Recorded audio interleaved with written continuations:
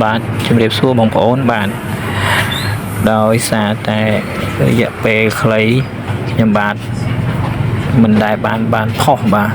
វីដេអូបាទចែកជូនបងប្អូនទស្សនាទេព្រោះ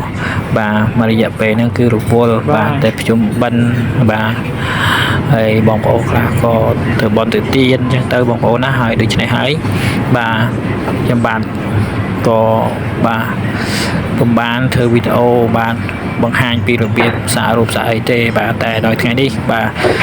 ហើយក៏នឹកឃើញបាទរៀបចំបង្ហាញវីដេអូជូនបងប្អូនបាទជាពិសេសបាទបងប្អូនដែលមាននិស្ស័យបាទចង់រៀនសាករូបបងប្អូនណាបាទបងប្អូនអាចទស្សនានិងមើលវីដេអូនេះបានបងប្អូនបាទព្រោះវីដេអូនេះមានប្រយោជន៍ខ្លះដែរបងប្អូនណាសម្រាប់បងប្អូនបាទជាពិសេសដៃថ្មីបាទទើបតែរៀនសាកថ្មីបងប្អូនណាបាទបងប្អូនអាចមើលនិងទស្សនាវីដេអូនេះបាទជាជំហានដំបូងបាទសម្រាប់បងប្អូនដែលទើបតែរៀនបាទសាករូបបាទហើយចំពោះវិស័យសាករូបនេះបាទបច្ចុប្បន្នកាលនេះគឺកំពុងតែបាទ viral ដែរបងប្អូនណាបាទហើយនេះខ្ញុំចាប់ផ្ដើមបាទព្រិនរូបហើយយកមកបាទដើរថ្នេរតែម្ដងបងប្អូនណាបាទមិនដូចបាទសម័យមុនទេបងប្អូនណាបាទសម័យឥឡូវគឺសម័យជឿនលឿនបងប្អូនណាបាទអញ្ចឹងបងប្អូនកាន់តែងាយស្រួលដល់បងប្អូនបាទចង់រៀនបាទក៏ដូចជាបាទស្រឡាញ់វិស័យសាករូបនេះបាទស្រួលបាទសម្រាប់បងប្អូនបាទវិធីសាស្ត្រងាយហើយលឿនរហ័សបាទមិនឲ្យបងប្អូនបាទអតិថិជនតោះចិត្តដូចសម័យមុនទេសម័យមុនរឿងយូរខុសប្លែកគ្នាឆ្ងាយបងប្អូនណាបាទសម័យឥឡូវគឺយើងប្រើម៉ាស៊ីន print បងប្អូនណាបាទម៉ាស៊ីន print សាករូបហើយយើងយកមកដល់បិទទៅលើតែម្ដងបងប្អូនបាទនឹងហើយទើបធ្វើឲ្យយើងនឹងងាយស្រួលបាទមិនពិបាកបាទគូឬក៏ដានញញៃច្រើនទេបងប្អូនណាបាទអញ្ចឹងទេបានចង់ជម្រាបបងប្អូនថាបងប្អូនបាទដែលស្រឡាញ់ប៉ុន្តែអត់បាទនិស្ស័យបាទមិនមានដងគូរូបគូអីគឺបងប្អូនក៏អាចបាទសាក់បានដែរបងប្អូនណាបាទឲ្យតែបងប្អូនរៀប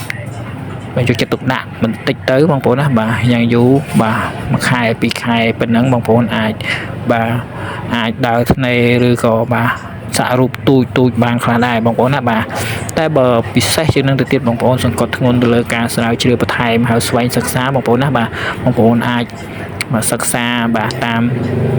វីដេអូផ្សេងបាទមិនថាវីដេអូខ្ញុំឬក៏វីដេអូបងដែលគាត់មានជំនាញគាត់ចែករំលែកជូនបាទយើងអាចមើលបាទចំណុចខ្វះខាតបងប្អូនណាបាទហើយ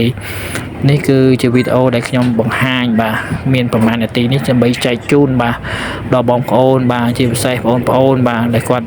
ចូលចិត្តបាទលើវិស័យសាក់រូបបងប្អូនបាទសាក់ហើយបាទស្អាតបាទធ្វើយ៉ាងម៉េចឲ្យបានបាទមានគុណភាពប្រសិទ្ធភាពបាទល្អបាទហើយ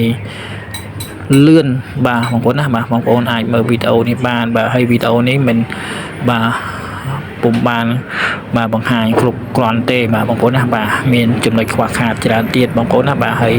ខ្ញុំបាទក៏សូមអធិស្ឋានផងបាទចំពោះបាទបង្ហាញទៅបាទមិនពេញឬក៏មិនគ្រប់គ្រាន់កន្លែងណាមួយសូមបងប្អូនអធិស្ឋានផងបាទហើយខ្ញុំបាទក៏សូមខន្តីអភ័យទោសផងដែរចំពោះមួយរយៈកន្លងមករៀងយូរដែរបងប្អូនណាហើយដែលបានធ្វើវីដេអូផុសដើម្បីចែកជូនដល់បងប្អូនទេបាទហើយវីដេអូខ្ញុំបាទគឺមានតែប៉ុណ្ណឹងទេបងប្អូនណាបាទហើយចាំជួបគ្នាបាទក៏ដូចជាទស្សនាវីដេអូខាងក្រោយទៀតបាទដែលខ្ញុំបានធ្វើហើយខ្ញុំនឹងអាប់ឡូតធ្វើការផុសនៅក្នុង Channel YouTube ក៏ដូចជា Page របស់ខ្ញុំបាទជួបគ្នានៅវីដេអូក្រោយទៀតណាបងប្អូនណាបាទអរគុណច្រើនជម្រាបលា